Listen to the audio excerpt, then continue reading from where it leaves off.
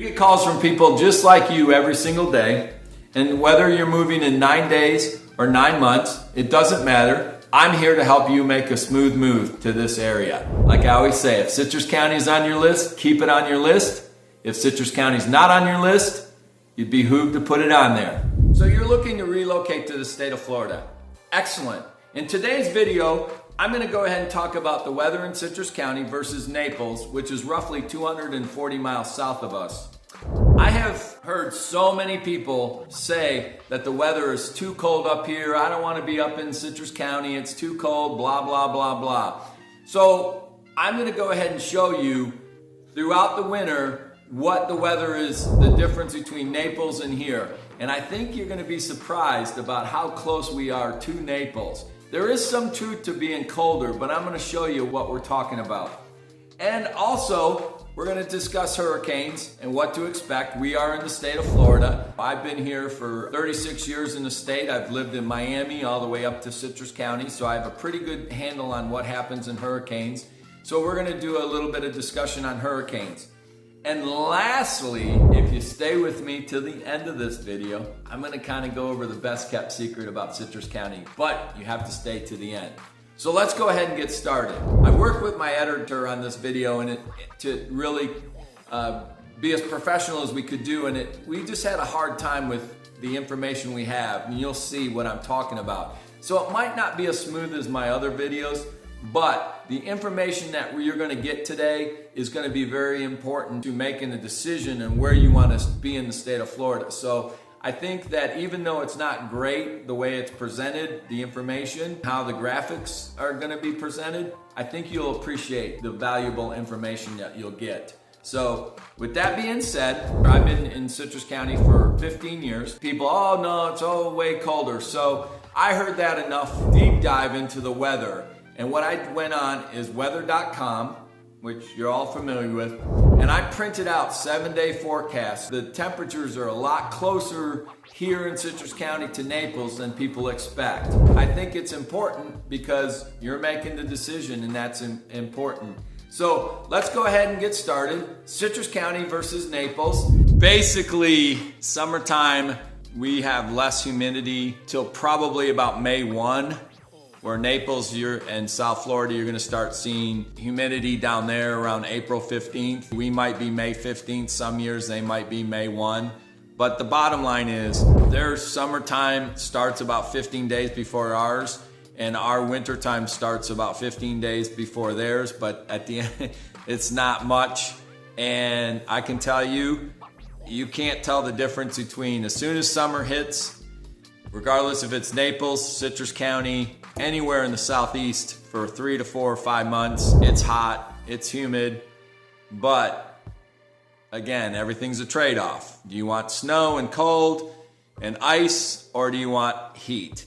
It's just, you have to make that decision.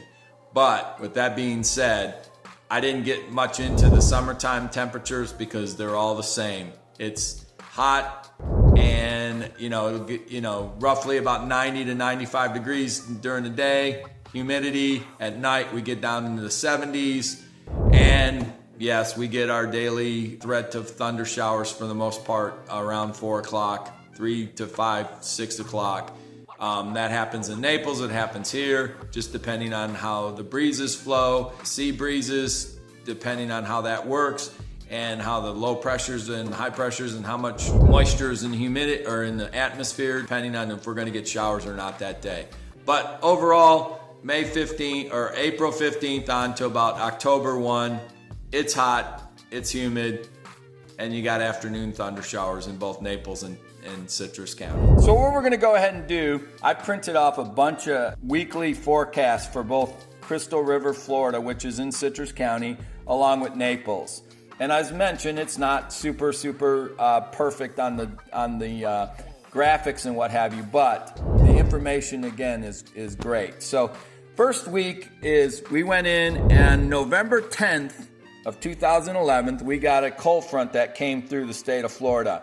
And cold fronts come through, and they start out, and we can see them coming. They hitting the southeast corridor there, Mississippi, Alabama, Atlanta. You can kind of see how they they come, and some of them make it all the way through to Florida, and some of them stop, before Florida, our Florida line. But most of them in the wintertime, when we start our cold fronts, we start in, November, and we start to see the cold fronts come through, and they usually get through. And every one of these, the cold front came through all the way from here to Naples. And so our first cold front, it was November 11th, or 10th and 11th. And you can see here in the first day, our mostly sunny. We were at 79 degrees in Crystal River, but the day the cold front came through, we went down to 43. The next day we were at 67, 40, 76, 51. Then we popped right back up, 81, 84. You can see we got right back into the 80s and 70s there. Okay, so now that is Crystal River. So we're gonna come over here to Naples, same days, okay, 78, cold front come through, and they got down to 57, and again, we were down at 43. Folks, that's what you're gonna see in all these discussions. Our temperatures during the day, okay, the second day we were 67, they were 72, 5 degrees. But where the big difference is at night. Crystal River was 40 degrees at night, and they're 53. So 13 degrees, 51 in Crystal River, 60 degrees at night. We were 76 or 78. We were 81, they're 82, and then they're back in the 80s. So you can kind of see one of the first cold fronts of the season, which again, they start in November-ish. We might see some stuff in October, but November, we really start to see the cold fronts come in the state of Florida. And it's the same thing up north. It's getting colder there, so it gets colder here. We start to get into our beautiful season. But again, 53 to 40. Yes, that's 13 degrees is definitely a difference, but it's at night. So the cool thing is when you're talking about night, it's not that bad. You're under your covers. You don't know. Worst case, you put on the heat a little bit. But 40 degrees, you're probably not, Crystal River was 40. You're not really putting on the heat pretty much, where it's getting back up to 76 the next day. So let's go to the next one here. Again, these graphics aren't perfect and what have you, but I think you can it's pretty interesting to see. We got a November 30th here. Get it focused. Okay, so we get a pretty good cold front coming through here. Sunny, 68 degrees, 41. 70 degrees, 45, 73, 44. You can see there. Okay, you get the idea. Let's go over to Naples.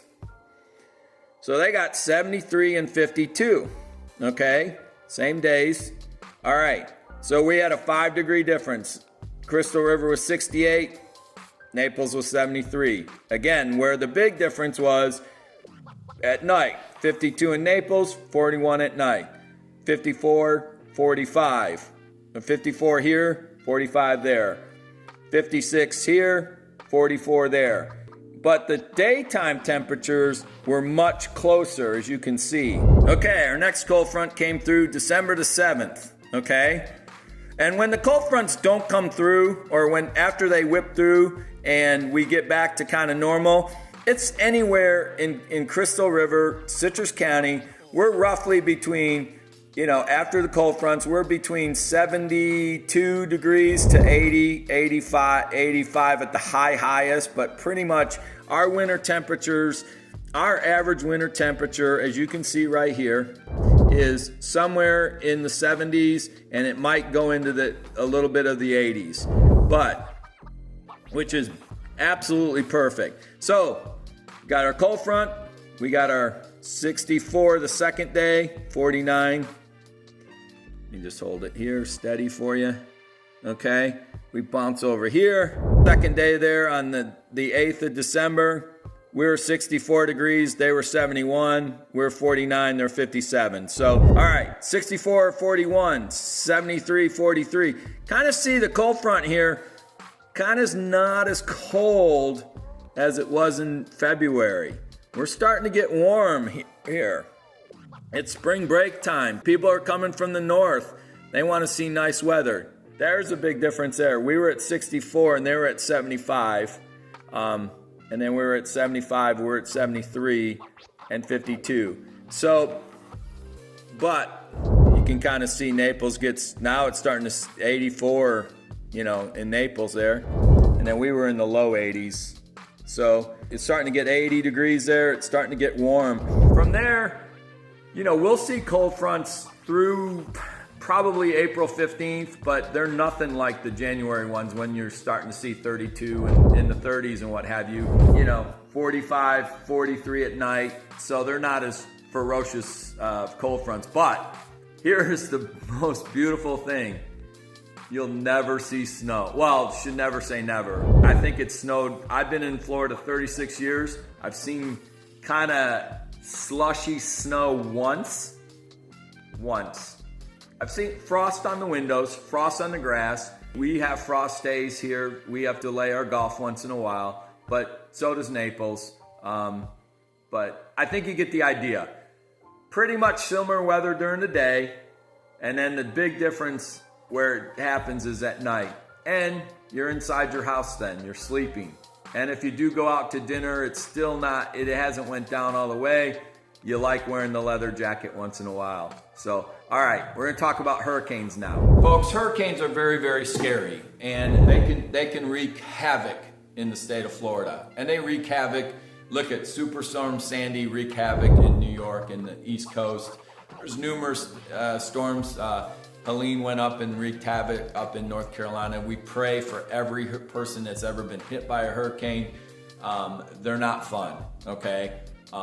But everything is a trade-off, okay? When you have those beautiful days in the wintertime, no snow, we deal with hurricanes, what have you.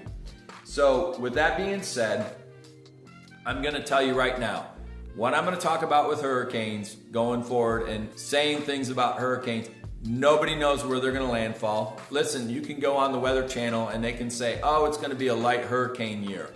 Well, if they only have 5 named storms throughout the whole hurricane season, but one storm hits you, it doesn't matter, okay? Or you can have the busiest hurricane season ever, where they're getting into they run through the Z names, okay? But if a storm doesn't hit you, it's not a busy hurricane in your mind. Bottom line is that the hurricanes can be major, and nobody knows when they say it's gonna be a busy hurricane season, nobody knows where they're gonna hit or where they're gonna form, and nobody knows they're gonna go.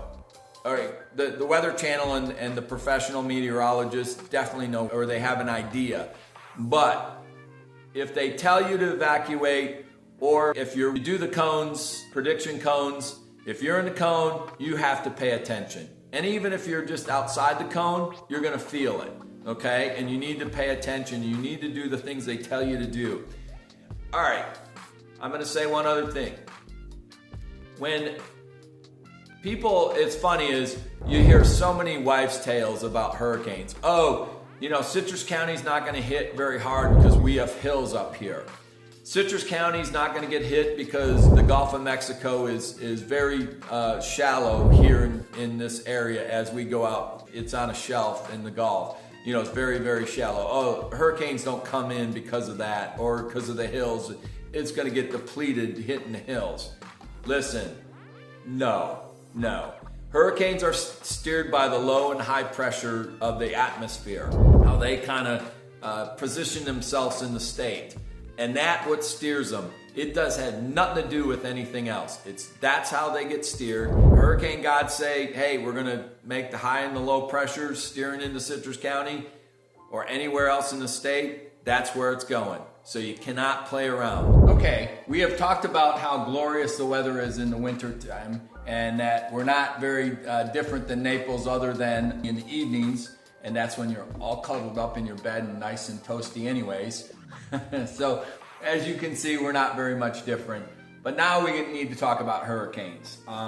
As you know, and it's no surprise, Florida is basically in the tropics. We're surrounded by warm water in the Gulf of America.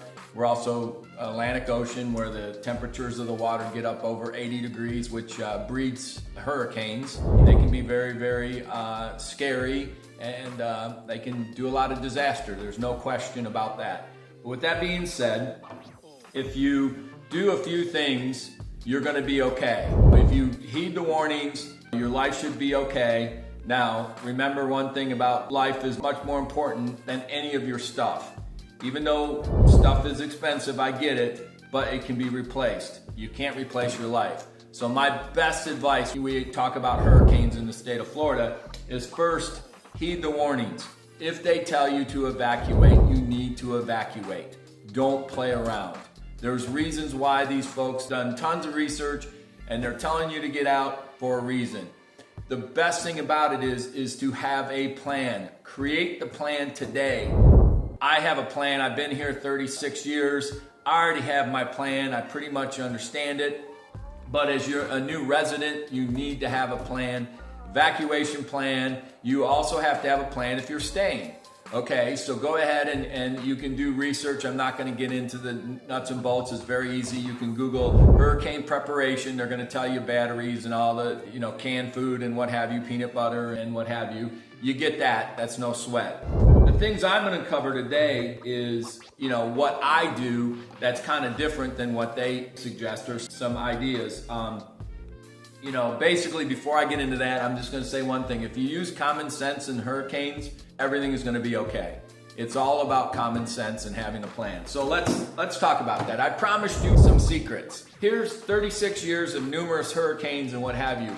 And the first thing I'm going to tell you is this little black web thing. It's a little phone thing, or you hook into, I didn't bring the cords out, but I have 10 of these. Buy 5 of them during Black Friday. Walmart Black Friday. They're between $10 to $15 each, and you can, they're phone chargers and iPad chargers and things that, they have a little USB port. You plug it into your phone and it charges your phone, because you always want phone service, okay? You're always gonna have phone. It's the 5G, the internet stuff on your phone that gets a little wiggy during storms. But this is a great little piece for charging, because the main thing in a hurricane is if you live on the coast, you're gonna have storm surge, okay? If you gotta be careful with storm surge. But after you get up a mile outside the coastline, usually that storm surge flooding is not the case. The big case is wind and rain. If it camps on you, like the storm Helene went up into North Carolina and camped in North Carolina there and flooded the rivers, and then the rivers overflowed and made issues. So if you live by water, that can be an issue. But the main thing a hurricane brings to us is wind, and the wind knocks out power. And power, I'm going to tell you right now, in all my experience, when you lose power, it is the worst thing in the world. Okay? You don't realize how awesome a warm shower is until you lose power and you're taking cold showers. Okay, so let's talk about that. First things first is, I told you, phone right here. Great secret. Get 5 of these, because you're going to be without power for a while maybe. The other thing that I got, again, Walmart camping store, Amazon.com. It's a camping shower, okay? So basically what you do is you go ahead and cook or put this outside. Usually after hurricanes, it gets hot, the sun's out, high pressure comes in after hurricanes, and we have pretty nice days usually after a hurricane, because the high pressure comes in afterwards. And so it's hot outside. You can get this thing, it heats up the water. Or what you can do is important, and I don't want to go outside, or I don't want to bring my grill in here, but you want to make sure you have a propane grill, okay, where you can go ahead and you want to make sure you get enough propane water heaters or propane tanks. You got your one that's on the grill, but get an extra one. So you have plenty of propane, and you can go ahead and heat water on the propane, on the grill, pour it in here, and you got a hot shower. Okay, you can go in your shower and you got a hot shower. I'm telling you, this is worth $1 million right there when you're out of power. We were talking about secrets of hurricanes, and I forgot to mention a couple of things, or one thing is that you can see my little blue bucket up there, or the water container. I use that instead of buying a bunch of bottled water, which can be very expensive. I have 2 of these. One's out for loan. I have 2 of these for the hurricane. You fill them up, clean it up inside there, fill it up with water, and you're good to go there. The next thing is again, I didn't want to bring in the big cooler, the Yeti cooler, or you go to Costco, they have top of the line coolers, okay? Go ahead and invest $100 or $150 in a big cooler that is a Yeti type cooler where it stays cool for a while.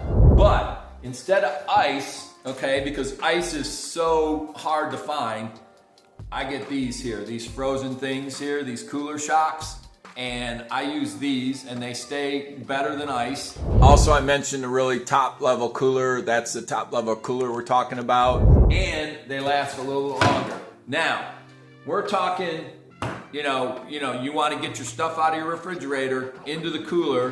You can leave your freezer closed and your refrigerator closed for a few days, but if it's going on to 3-4 days, you got to kind of figure out what you're going to do from there. So cooler, phone charger, shower thing, it kind of gets you through, and then of course all the other preparation, your food preparation.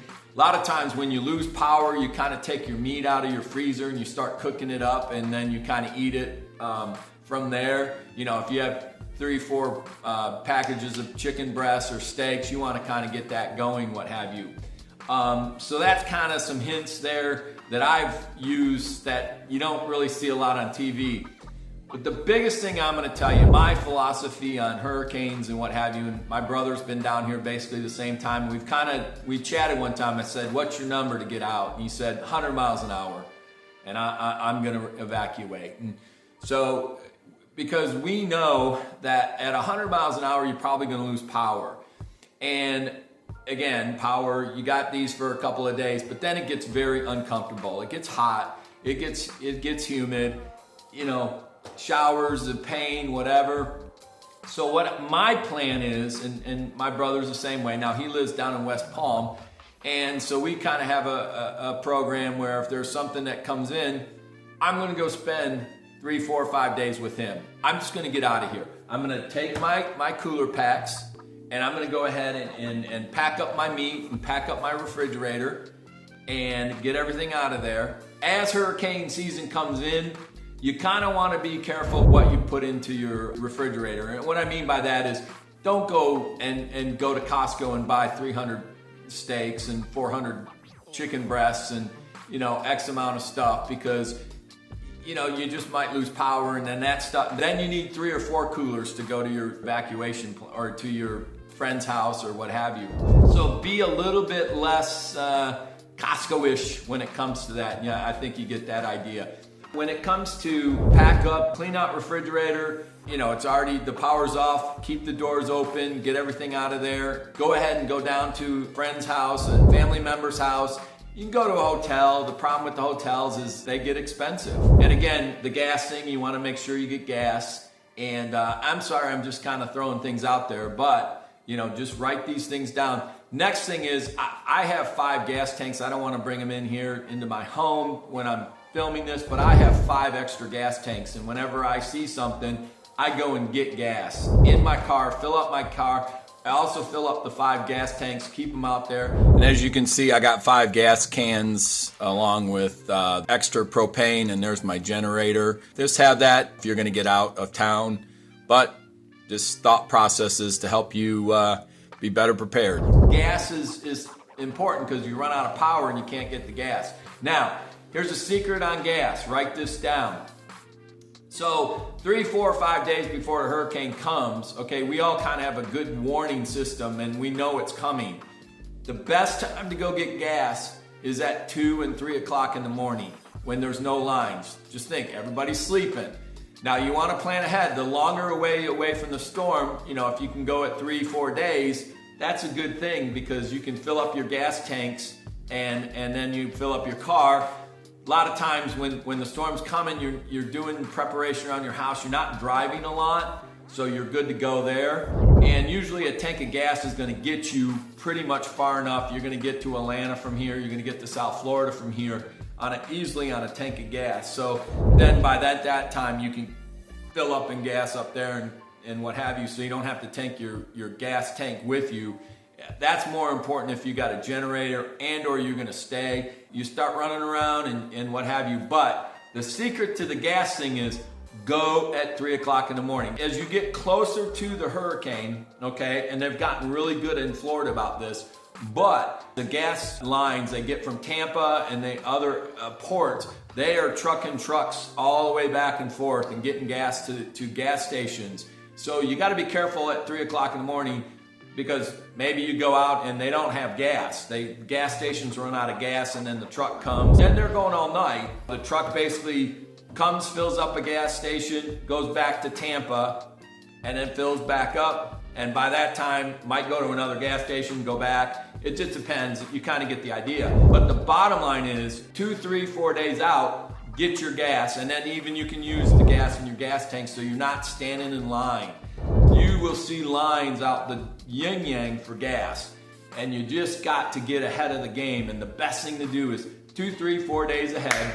Go at 2, 3 o'clock in the morning. You pull right up. You're the only one there. Bop, bop, bop, bop, bop. Bang. That's a great secret. Power, we got camp shower, we got the gas thing. But the main thing is I have 2 plans. I can go south to my brother's home in West Palm if I run out of power. I'm gonna shut my house up, put my food in the cooler, and all the stuff that's gonna go away or melt, I'm gonna go down to Tampa or to my brother's house, or I've got a buddy in Atlanta. And I'm either gonna go there and I'm gonna spend a week or whatever. I got my neighbor will tell me when the power gets on, and as soon as that power gets on, I'll come back and start my life again. I just feel, in my opinion, is the best thing to do. If the power's gonna be out, you know, the problem is you don't know. It can come on in a day, it can take 2 weeks. You don't know. Sometimes they kind of will give you an estimate. I've been very fortunate, if you think about this, or very fortunate. I've lived in Florida 36 years. I lost power in Andrew in my garage apartment in Miami Beach. I lost power for 4 days there. Moved up to West Palm, have had numerous hurricanes and tropical storms go through there. For some odd reason, I was on a power grid there, or as close to a power grid. I might have lost power total 48 hours the whole time. I moved to Orlando, no hurricanes. I moved to Citrus County, and I've had numerous hurricanes come through here. I've never lost power, knock on wood. So, but I'm still prepared. I mean, you know, I got 10 to 15 of these things, and I got my shower, I got my batteries, whatever, and I got my cooler, and I got that. So I'm prepared, because you just never know. Plus, the house came with a generator. You know, you can get yourself a little generator too if you want to stay through a week of no power. That's an option. You know, you cook up your food and you just put it in the cooler and you just kind of eat it as you go, and you know, you don't waste the food and you don't lose it. So there's numerous ways. I'm just a firm believer, if I'm going to be out of power, I'm out. I'm out, because it's just so uncomfortable. That's the big thing. It's not a life-threatening situation, but it's just a hassle. So everybody has an opinion on that, so you can do what you want. But if you have any other questions about hurricanes and what have you, the other thing I'm going to say about hurricanes is, it's funny, is you have so many wives' tales. Go ahead and fill out the contact information below, or you can give me a call. Make sure you're subscribed to my videos, because you never want to miss any information about Florida relocation. I was talking to a friend, and she mentioned that Sarasota has Indian mounds, and that protects from hurricanes. I've heard here we have Indian mounds, same thing. I've heard that. I've also heard here where you have the Gulf of America is very shallow here, and so hurricanes don't come in. Hurricanes are steered by the highs and low pressures throughout the atmosphere.